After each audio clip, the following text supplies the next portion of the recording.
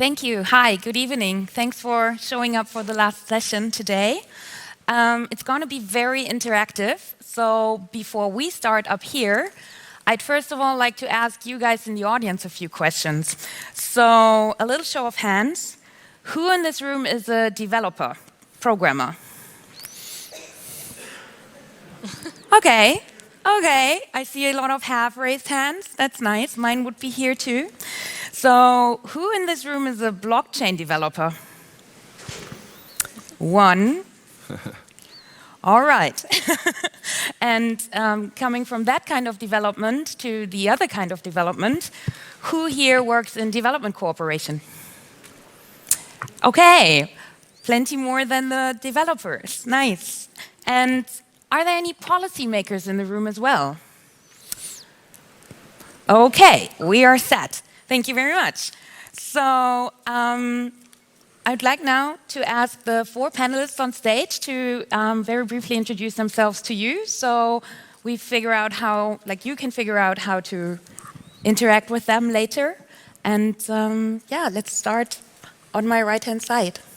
And good evening, everybody. My name is Kudzai M Mubaiwa, and I come from Harare, the capital city of Zimbabwe. It's a southern African nation. And I run a managing consulting company, a financial and digital literacy company called Investor Say Private Limited, where we focus on financial and digital literacy. And my interest in blockchain really has a lot to do with the financial inclusion aspect of it and how it can be a tool potentially for enabling economic development. Okay, hello everybody. I'm Martin from Colombia, South America. I'm a social and educational innovator, part of a global innovation gathering as well. I'm founder of Happy Aryal, that is social innovation labs we run in communities, basically to empower that communities to create solutions that traditionally government not provide. Yeah, basically ways to organize people in the grassroots to use the technology available and to create solutions together. I'm as well part of the Hyper Island team in Latin America, and I am ambassador of BitNation, that is basically the first virtual nation in the world that I want to explain more about governance P2P. All right, hi everyone. My name is Megan Leahy-Wright. I'm from the US, but living in Berlin for quite a while now. I work for a company called Endeavor. It's a research institute and consultancy based in Berlin. And we focus on facilitating inclusive business solutions for economic development. So my specific focus there is on how we can use digital innovations to scale inclusive business solutions. Okay, hi everyone. My name is Benjamin Clair. I'm French, as you may hear. My focus and area of expertise is in small-scale mining, community mining, or artisanal mining, as we call it, and the challenges that artisanal mining communities face in various parts of the world. And more specifically now, through blockchain, I'm working on identifying ways to better engage with those community-level challenges and leverage the supply chain and ethical consumerism to make the right decision at the level of these mining communities. Thank you. And then we have Kuldeep, who's joining us via Skype. And I hope this works now easily. It's magic. Kuldeep, are you there? No? Yes. Oh, we just can't see you, but we can hear you. So do you want to quickly tell us who you are? Oh, there you are. Okay, hello everyone. I'm seeing my shirt only at this moment from the screen that I'm seeing. My name is Kuldeep. I'm from Nepal. I unfortunately couldn't be there due to visa issues. Yeah, I work in Nepal. I have an organization called Rural Development Initiative, where we work on introducing non-intrusive new technologies to rural communities. And obviously, one of the sector that we work on is blockchain technology, and how do you create new innovative tools and technology and services using blockchain technology for rural communities in Nepal. I've been working on 3 different blockchain projects. One which is SICA, which is a blockchain-based project to provide transparency in cash transfer programs for organizations, international and national organizations. And I'm also right now at this moment working on a financial inclusion blockchain-based project for including the to basically include the informal economy into formal economy in the Nepalese context. All right, thank you all. Thank you very much. And you in the audience will be hearing more about the project in just a minute, but all of us have agreed that I give some remarks to set the stage in the beginning. So first of all, and also linking to the session before, we all here believe that technology does not solve social problems, at least not on its own, but it's an amplifier and it's a tool that can be used to solve these problems. And distributed ledger technologies exist, so our job is to see how we can utilize them. And that's what we're all concerned with and what we're talking about. And what is needed beyond is also something that we care a lot about. So digital literacy, human-centered design, all of that. Also, we will not go too deeply into detail about the technologies, like how to program a smart contract, how this all works when you're sitting on a keyboard. Judging by that there was one blockchain developer in the audience, I hope it's okay. And also, we think a lot about how do we design applications with the users in mind. How do we work with, or how do we work around existing institutions as well? And what is needed to utilize blockchain technology in the context of countries in the majority world? Maybe in opposition, and maybe absolutely not in opposition to what is needed to utilize blockchain technologies in Germany or the United States. And one question that links directly to what Kuldeep is doing is maybe the blockchain helps us to relate differently and maybe even better to existing local realities, solving challenges that people have on the ground better than with non-blockchain-based technologies. And so I'm inviting you, Kuldeep, to go first to tell us something about your projects and how you're utilizing distributed ledger technologies. Okay. Can everyone hear me? Just for the technical We can hear you super well. It's all working fantastically. All right. So I've been working on blockchain technology for the past 1.5 years. One of the prominent projects that I've been involved in is SICA. If you all have internet, you can go and look at sikka.me. SICA is basically a blockchain-based cash transfer program system, which is not purely a decentralized app. We call it DApps. It's not purely a DApp. But what it does is it utilizes the core values or the core benefits of technology, of blockchain technology, like trust, accountability, transparency, and security. So we're using those particular functionalities or the services that blockchain inherently provides, and we're utilizing them in a context where there is a lack of trust, where there is a lack of accountability, where there is a lack of security, and where there is a lack of transparency. And all of these primary things are actually one of the big issues. I wouldn't say big issue, but a big concern in the development and humanitarian sector, especially when it comes to cash transfers. So if you're not if you're not open, if you're not up to date with the cash transfer program, it's basically it's a new way of providing aid where beneficiaries on the ground get in-kind support, and also beneficiary on the ground get cash instead of other programs, and also they get commodity support. And all of that is in some ways not as much transparent and clear. And what we are providing as a tool with SICA is we acting as a gap, as a bridge between between the organizations and the beneficiaries, where we make sure that the money goes to the people where it's meant to be. And it's done through a very user-friendly interface and a very user-friendly design. What we also tackle on is the issue of trust. We look at organizations, we look at local financial cooperatives that are on the ground, that have access to the people, but which the big NGOs and NGOs do not trust because of the lack of technology that they use, and also the inherent lack of, untrustworthiness, because they are on the ground and they're not connected to them on the cities.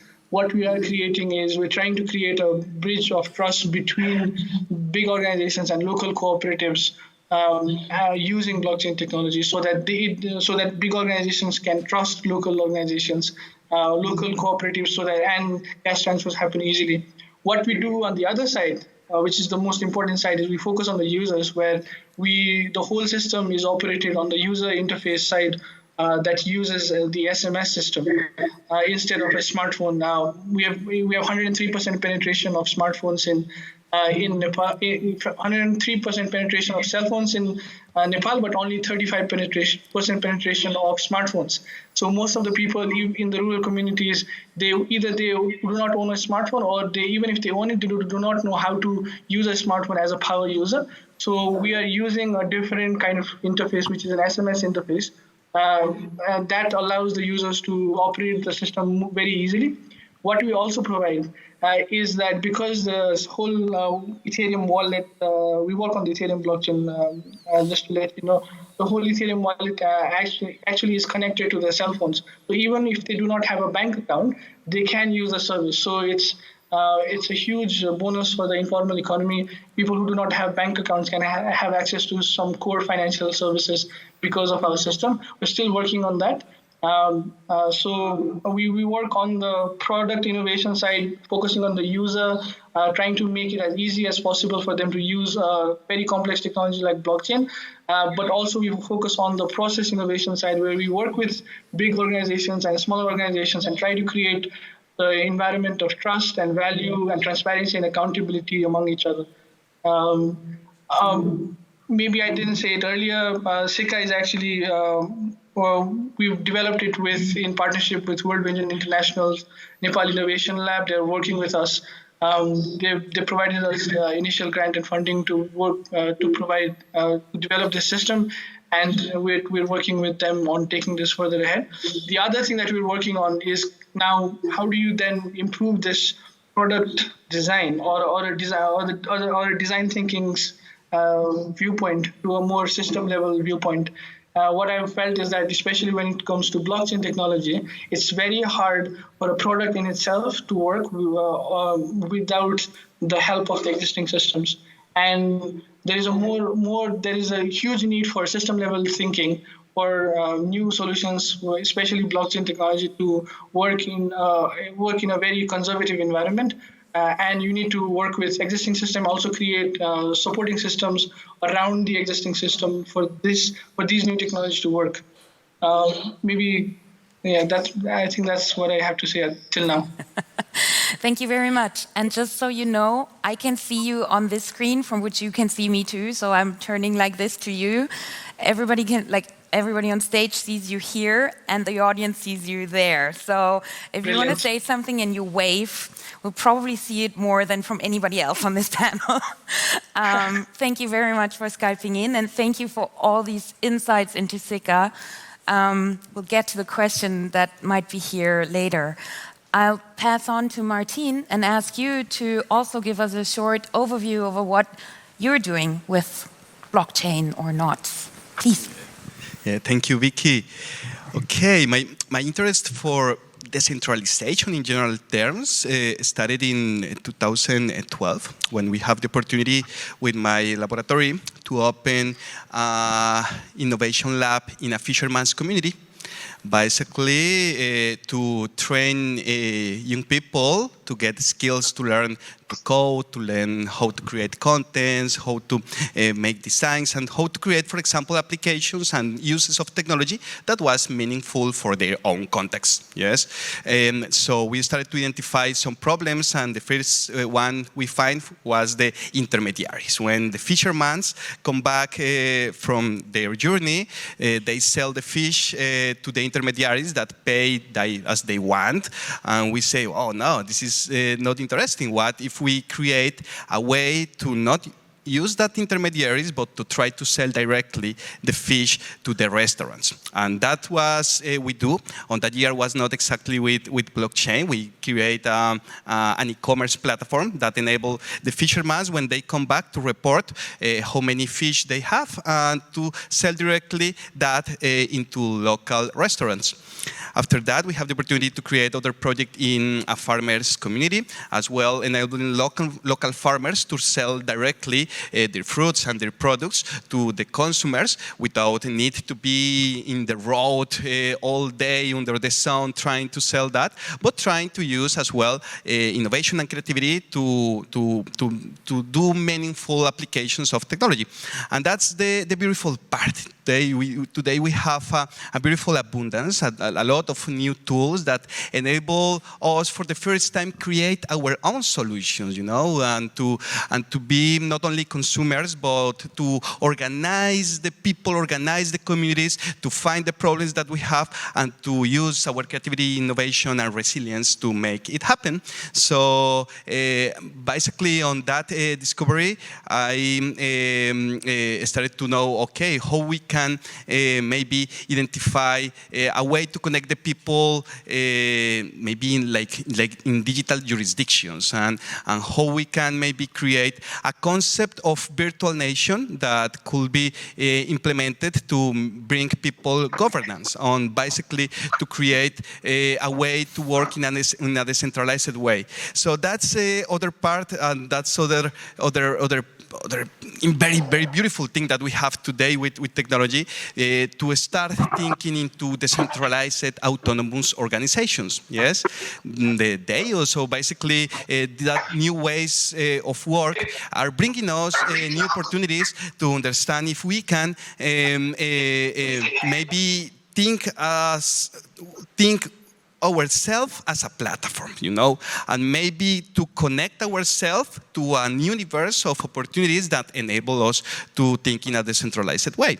So maybe the decentralized autonomous organization, decentralized autonomous society, brings us the idea that maybe we can think in that utopia that could be come back to the Pangaea. You remember the Pangaea, that same island that many years ago connect us, and maybe to start thinking a borderless nations, and as well to think that maybe we can have nations opt-in, and if I don't like that nation, I make it opt-out, and maybe if I don't like the services that we are bringing to the people, maybe the people could identify what is better for us. No, maybe the governments have a very autocratical and a very top-down approach about the government services. And what if we could think in a marketplace for governance services? That was, I meet the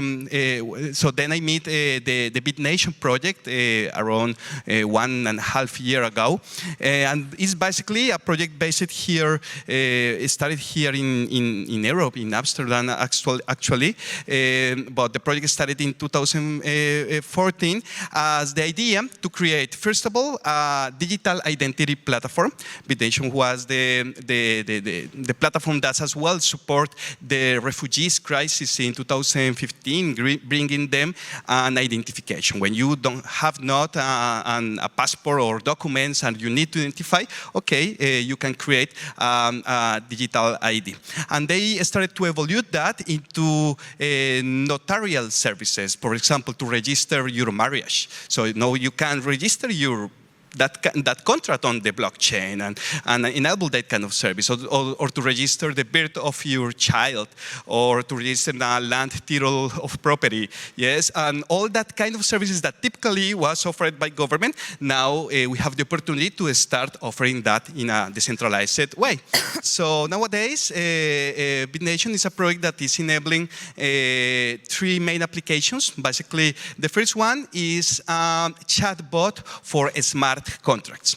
And that is very funny when you think in a chatbot, because they are trying to use a natural language interface to enable anyone that is no coder, no specialist in technology, to create their own smart contract. You are basically moved with, attended by Lucy, that is an AI, an artificial intelligence, machine learning assistant, that will start to ask you questions. Okay, what contract you want to build, for how much, what's the timeline, the date, what are the parts, and that chatbot will enable you to create your own smart contracts. So that's so interesting. And basically, they consume a token. Is the Pangea arbitration token that enable you to create this kind of smart contracts. The other service is arbitration. See, arbitration is a very important resource when you want to solve a conflict on mere conflict resolution. Basically, you have access to a marketplace of arbitrators that will help you to solve that problem, and they will get that tokens, that the path tokens, to help you solve the resolution. And as well,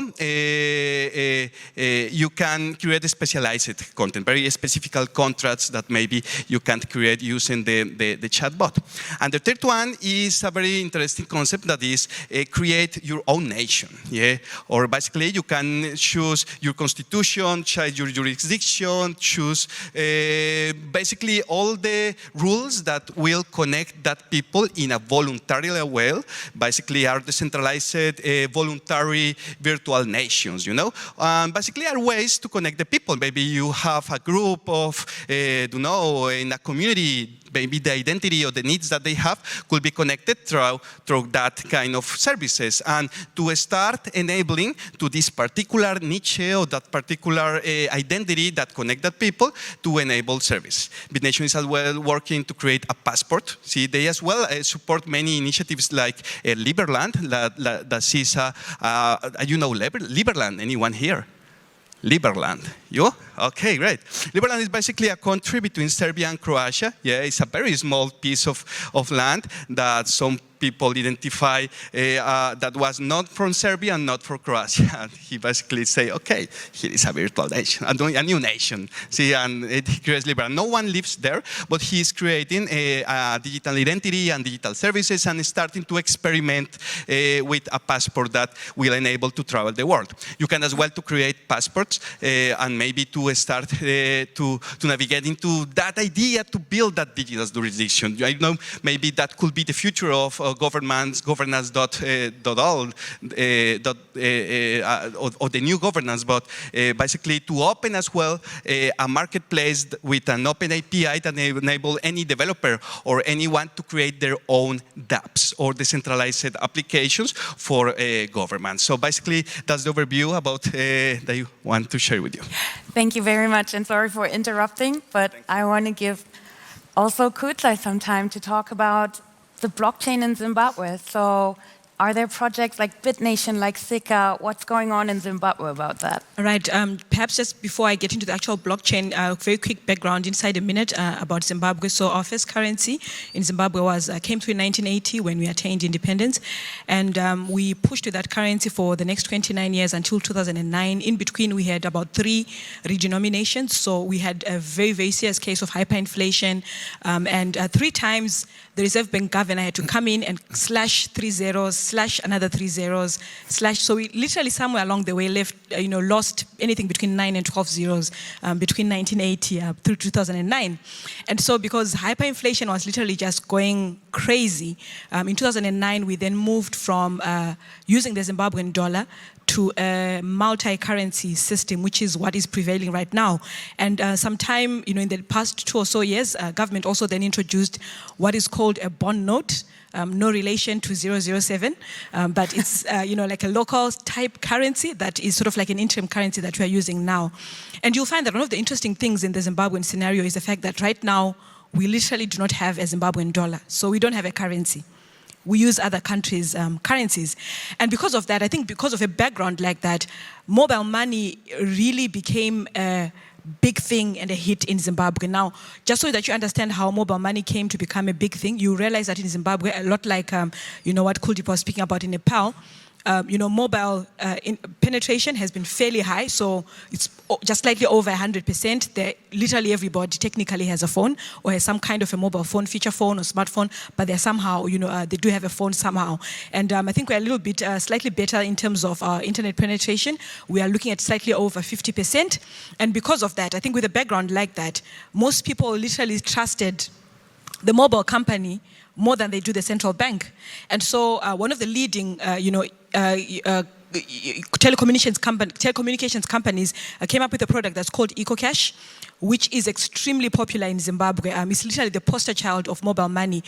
Just this morning I was reading that we have 3 mobile companies, and EcoCash literally had 97% market share, so people can buy and transact. It's very normal in Zimbabwe to buy tomatoes using your phone, to buy a drink using your phone, to pay for transport using your phone, to pay for literally anything. And literally we actually say that your phone is your bank. And so with a background like that, I like to think that Zimbabwe is a place that is just quite ripe for blockchain. Now, moving across to blockchain, I was saying that this morning I read from my Twitter that, of the 3 telecommunications companies, all along, there was no interoperability. So Net1, which is the other company, had its own mobile money, and the other one, which is Telecel, had its own mobile money. But as we speak right now, literally anybody in Zimbabwe, whatever line or what you call SIM cards, what we call them lines there, they're using, can be able to interact with EcoCash. So everybody can use mobile money across the nation.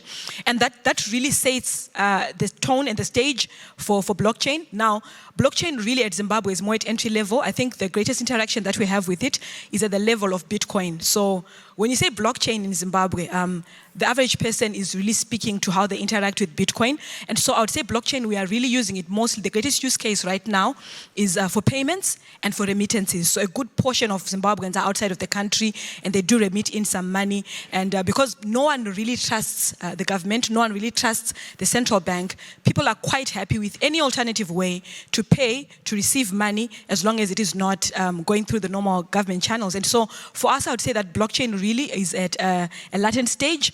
We do have, and I'm quite proud of this one, we've got a local exchange which is called golix.com, and these guys are doing the most to actually help people to begin to understand. Now, my work really, in conclusion, has much more to do with working with women, working with youth around financial literacy and digital literacy, and it's been quite exciting how people have become so open just to take up, take up blockchain, at least in the form of Bitcoin, the payments, the remittance side of things. Obviously, there's a little bit of distrust. They're not too sure what it is.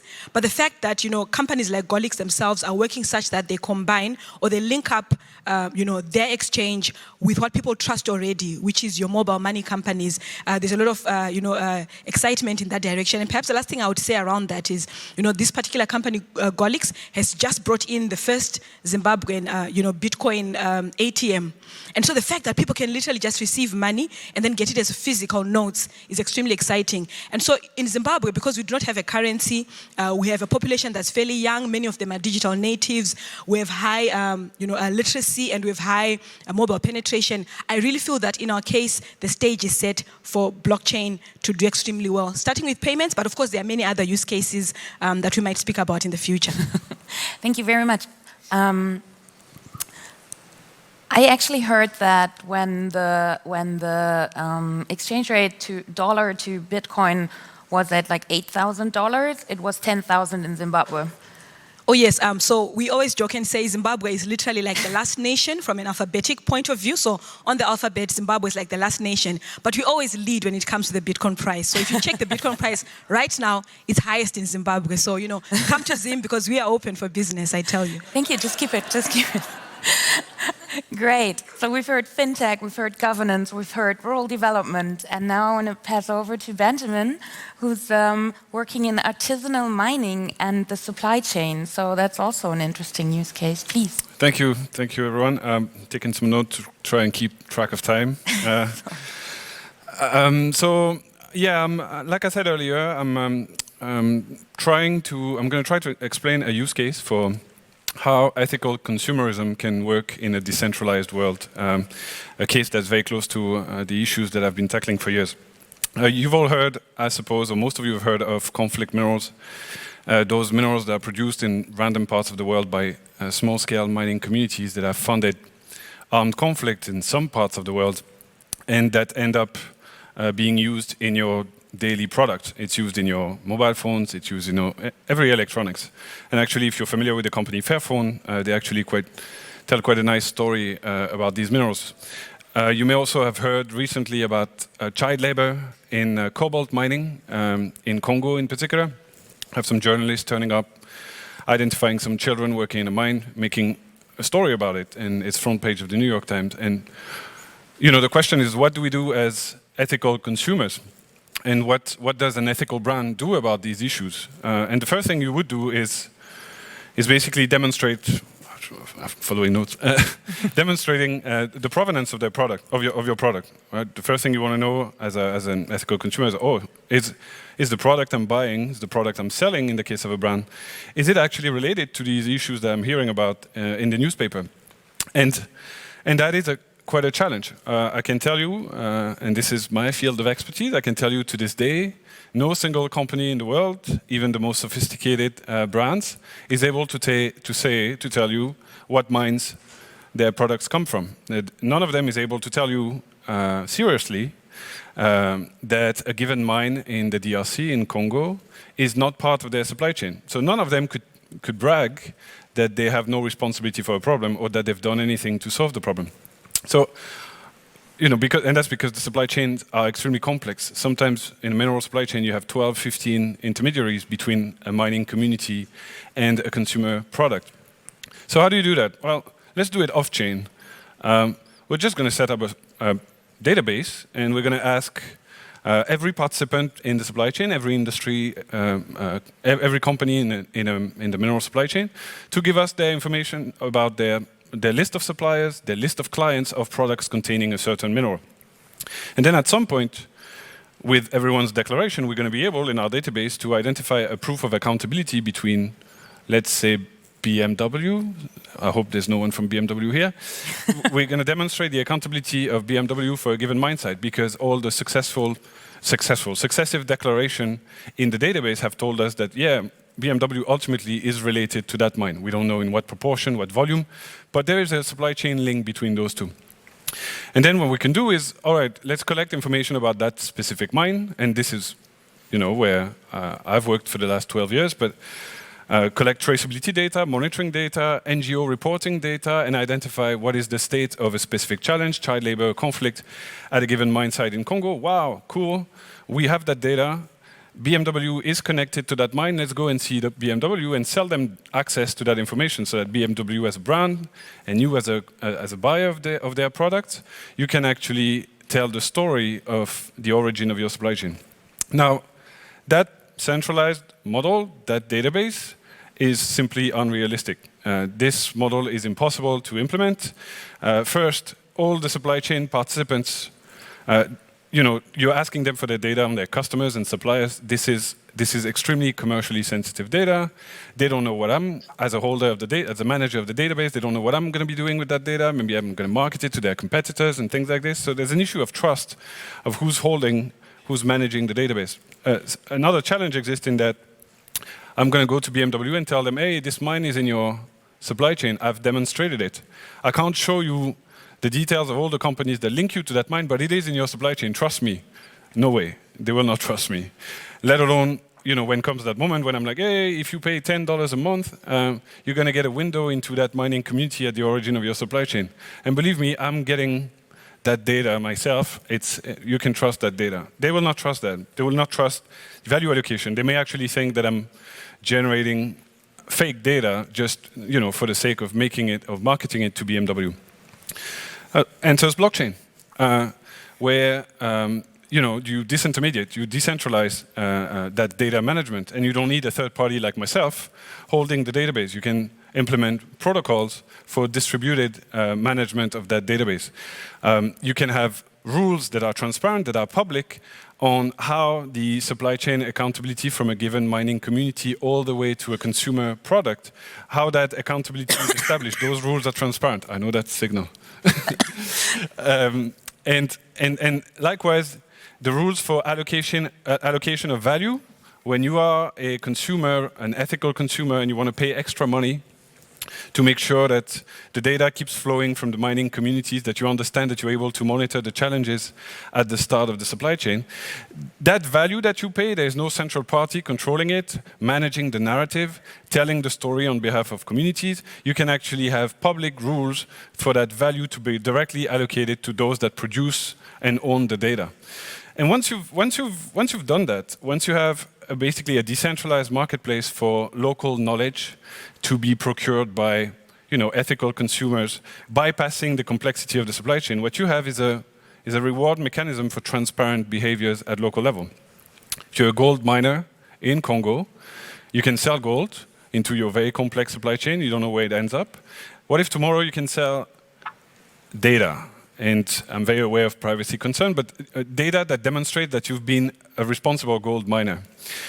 What if that data becomes available and interesting to someone at the other end of that marketplace? Then, as a gold miner, you can by being transparent, you can attract additional value. So you have this kind of virtuous cycle of compliance, where the more transparent you are, the more value you return for your gold production.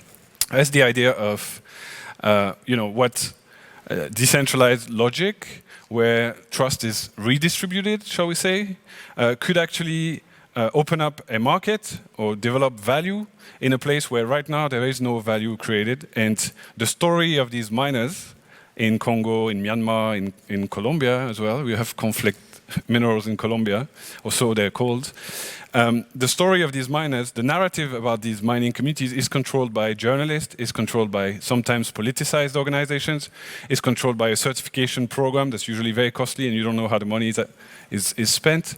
Well, in a decentralized world, the value can flow straight from information demand to information providers. Perfect. Thank you very, very much, Benjamin. Megan, last not least, how do we make it inclusive? How do we bring the users, the miners in? Mm-hmm. What is your perspective there? Yeah. So I also have notes, but I have the excuse of being pregnant, so I forget easily. Sorry. So I'm going to touch on a lot of what was already said, and there were a lot of hands in the beginning for development cooperation, so some of this will be quite familiar for you guys in the room. But what I want to talk about is a bit how entrepreneurs and small businesses in developing markets can benefit from blockchain, so in a more general sense. And when I speak about entrepreneurs, or why entrepreneurs, in developing markets, it's not the sort of entrepreneur that you think of when you imagine the Berlin startup scene. It's these artisanal craft makers in really remote areas of the world. And they make up a majority of the economy in developing markets. So this is why it's very important for economic development. Yet they still lack access to really basic services for most of the people in this room. Majority don't have access to bank accounts. They lack access to microloans to invest in their businesses. They don't have credit scores or risk scores to provide access to insurance, leaving them with no safety net in case of a disaster. And the list can go on. So there are various blockchain applications that can be used to circumvent these challenges. A lot of them have already been mentioned, and I just wanted to provide a few more. I mean, in general, cryptocurrencies for entrepreneurs can be used to open up access to global markets. You don't need a bank account to have Bitcoin. You can trade across borders. You can pay international employees.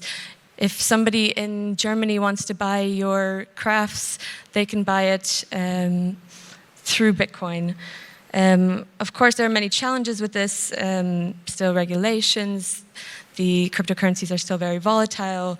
And Kudzai mentioned that there's just the first cash point for Bitcoin. Was it Bitcoin? Yeah, in Zimbabwe. So as you can see, there's still very limited opportunities for turning this into real cash. Smart contracts, I think you mentioned smart contracts a bit. These can be used to hedge risks for microlenders and insurance providers. They can provide transparency and accountability that's otherwise lacking by setting up an automated contract. So, I'm forgetting my point in the middle. Supply chain traceability, this is also something that Benjamin mentions, end-to-end traceability. Blockchain can be used to track products along the supply chain, from the supplier to the consumer, with the many actors in between. This can then open up international markets for suppliers, for really small suppliers, smallholder farmers who need certifications for their products to be sold internationally. On the consumer side, the consumers can trust the product. They can follow the entire distribution cycle to ensure that their products were made ethically, that there was no fraud involved. If there are any diseases, they can trace it back to the origin.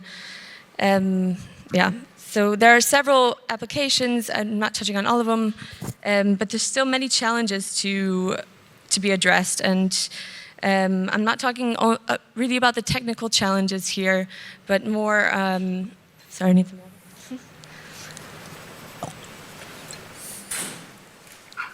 On a more general level. What can be done to facilitate blockchain applications in developing markets?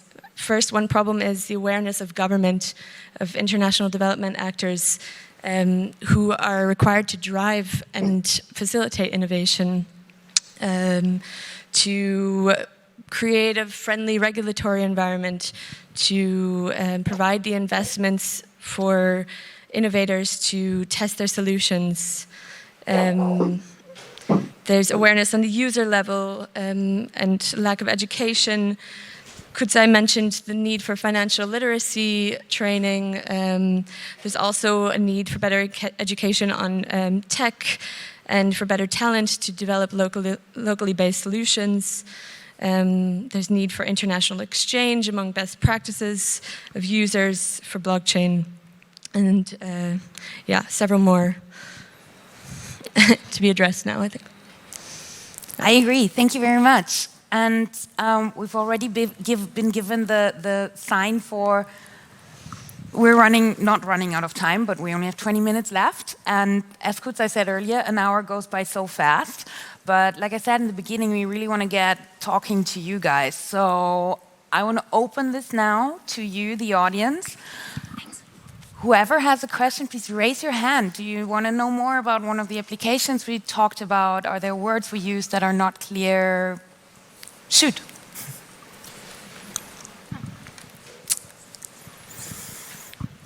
Hi. Thanks. So there's one thing that I'm really, really worried about, and I'm wondering what your thoughts on it is, and it's the ecological. The ecological implications of using blockchain technology. There's a talk I saw from the Computer Club where they talk about the ecologische Auswirkungen, blah blah, of Bitcoin. And it seems to me, I'm not fully understanding this, but it seems to me that the amount of energy you have to spend to keep the system running, especially if it grows in scale, is so like crazy high that I'm actually like worrying that, you know, to run these systems very soon we will consume more energy than for transportation and all the other things, you know. So I'm like, my question would be like, is this actually the case, or is this guy that made this video just stupid? And if this is the case, like, what are your ideas about mitigating the energy consumption of the technology that you're propagating? Thank you. Thank you very much. I am pretty sure Kuldeep wants to answer that question. Don't forget to unmute yourself, and then you can just talk. We can hear you. We can also see you. Sure. Hello? Yes, Yeah, it's go ahead. working. Maybe I can answer it. Yeah. Go ahead. Yeah, so I think in some ways the whole situation is blown out of proportions. You know, when you talk about how much of data is being utilized in actual managing the whole internet service, it's hundreds of times more than what blockchain uses. So it's more of like, if you look at the total energy consumption of just blockchain and compare it to other countries, it might look like, okay, this is too much. But if you look at even the amount of energy that Google uses, you know, it's 20 or 30 times much more than blockchain. I think that's a bit blown out of proportions. But on the case of ecological side, there are new ways that we can use blockchain in spite of using this whole big systems like Ethereum and Bitcoin blockchain. The blockchain that Bitcoin operates in. There are private blockchains that you can create. And that's what we've also been exploring, because one of the things that we are working on is how do you create, not let the data go out of the country. And that one of the possible ideas is to create your own private blockchain that can operate within the country. So that reduces the amount of energy that reduces your amount of carbon footprint as well, because the server system is already there, and creating a private blockchain network is also generally reduces your carbon footprint if you're using, in comparison to using a big blockchain network like Ethereum. So yeah. Anybody else wants to add? No, I would maybe quickly add that Kuldeep, maybe you mute again. there are these kind of issues have been reported about public blockchains in particular. There's not just the energy consumption that's a problem. There's also the number of transactions that can be validated at any given time for any given period, which means that a whole lot of applications that we're already thinking about are practically non-feasible right now. And you know, I wouldn't deny the energy consumption problem of blockchain at the moment, just like I wouldn't deny the scalability issue at the moment. But I think it would be a mistake to focus on these current technological restrictions, which are being addressed, which are being discussed, new algorithms and consensus algorithms and ways to protect a decentralized network without using so much power, are being thought through by people much smarter than me. What I think is important is that the path exists now. That the technology still needs to evolve, but what the technology will achieve has already been showed to us. And assuming that the technology improves and does not become an environmental catastrophe, there are a lot of things that we should already be preparing ourselves for. You have another question here? Thank you very much. Hi, I have a question for Benjamin and the supply chain, which I'm very interested in. So I understand that you kind of want to shift the power more to the consumers, so they know where the stuff comes from, and they can somehow also influence this towards a better economy. But I wonder, like, if you talk about mining sites, for instance, or whatever other industry, usually the issues are controls on the ground, like people can say a lot of things about how they work and how the workers are treated and everything, and then if journalists go there, they see that it's very different from what people have been told. And I wonder, like, how does this work on the ground, applying this technology, making them use it, and who controls that it's actually like a gold miner who's very transparent? Who controls that it's actually true what he's saying? I don't understand the application of the technology to the actual on the ground work. Maybe you can add like 2 or 3 sentences to that. Okay, I'll try and be quick. How much do you trust a journalist? Is my question. Okay, sorry. But the idea is not the idea of, as far as the work I do is concerned, the idea is to bring as much information from the ground as possible directly to parties in the supply chain that care the most for it. And these are end users, these are consumers. Supply chain intermediaries don't care. They just want to tick boxes, be compliant, leave me alone, I have a certificate, whatever, I'm fine. And as a result, there's a wealth of knowledge locally from independent sources like journalists, local NGOs active in the fields, the government itself, the miners themselves, exporters, local traders themselves. A whole lot of information does exist about these mining communities. It is striking when you actually visit those mining communities. It's striking how much how much information there is out there that actually, reinforces your understanding of the current situation of the local context and what's going on. The idea of this decentralized market for local data is not to tell you as a consumer you're going to see only good data, or you're going to have you're going to receive a certificate that this mining community is clean. The idea is, as a consumer, your accountability, your link to that mine is going to be established. You can't hide behind a long, complex supply chain anymore. You are directly related to that mine, to different proportions, etc. But you are directly related to that mine, and therefore, all this information that's coming from a journalist. I visited this mine, it was terrible. Right now it looks like distant problems. Tomorrow, that information from the journalist is about a mine that, actually you just established is related to your product. Similarly, information from local stakeholders, from local civil society organizations, community leaders, etc., may also be made available through that channel. That is not to say you're going to trust a given journalist or a community leader or a local trader or even, and specifically not maybe the government, but the combination of that information will be accessible to you to make your own judgment, rather than relying on third-party, information tampering and interpretation. So it's not about controlling on the ground, but establishing the link, and then everyone can draw its own conclusions. Yeah, and the starting point of that is that my previous endeavor was standardized controls on the ground. How can you make international buyers of the stuff feel comfortable that everything has been put in place to demonstrate that it's compliant? And the problem I ran into was that, why would people trust me about and my team about the conclusion we've come to? Oops. No, Kuldeep wants to add something to that, I think. Yes? Yeah, just a quick point. Maybe I wanted to just give a quick point on sometimes the focus, too much of focus on the process, not on the user side.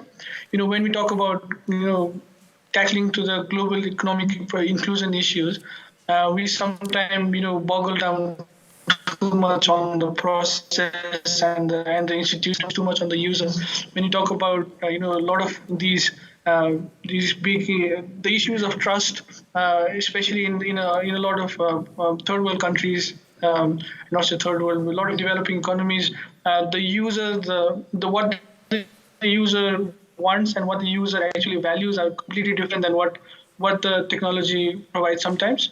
And we have to blockchain is not always the solution, but is a means to an end.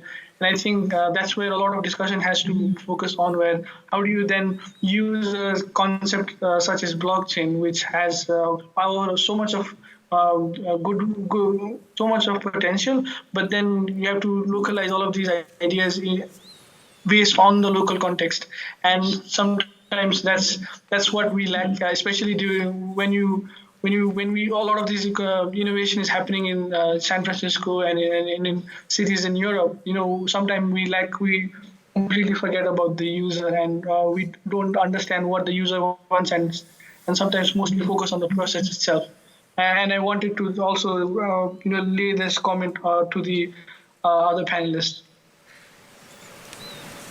Thank you. Yeah, I didn't really hear the last bit. I think his emphasis was simply to say that after all's been said and done, we do want to be sensitive to what the users require. Totally, 100%. Great. More questions? Would be a great last sentence, but feel free to ask more questions.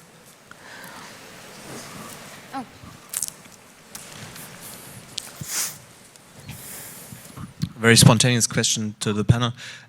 What would you say to the hypothesis that the success of blockchains, as you mentioned, does only rise with a business case? Would be an idea. Only if there's a business case directly leads to the success of a blockchain application. I would quickly disagree. I think someone who's hailing from what would be referred to as the majority world, or what others call the developing world, I think for us, blockchain literally presents the potential, and I think Megan listed a whole number of things where blockchain would literally solve a whole lot of difficult and important problems. So for some of us, it's not so much the business case, in as much as it may be there, as it is the ability to solve some of our most pressing, economic development, inclusion, and perhaps even social issues. Yeah, I could say that blockchain is a technology made to help us solve complex problems. Yes, and maybe we can use blockchain to buy crypto kitties. I don't know, but maybe we can use blockchain to, for example, think universal basic services and to enable this kind of services. The universal basic income and the evolution of that could be maybe the global or universal basic services and ways to really empower the people and to really solve complex problems. We were given the 1 minute sign. Are we going on? We're going to Nepal. Kuldeep, we were given it's like 30 minutes for this, 30 seconds for the session now, but go ahead, just keep it brief. Okay, so yeah, just my final note. With blockchain, I think there are certain aspects of blockchain that we can really use to solve the current issues of economic inclusion in communities where the existing system outreach people. And the focus, I see blockchain as a decentralized form of it's in some ways a socialist tool, a digital socialist tool which can be used in actual real life.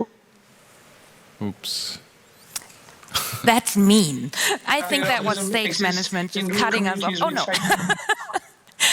Sorry, Kuldeep. We were cut off in the middle. I'm sorry.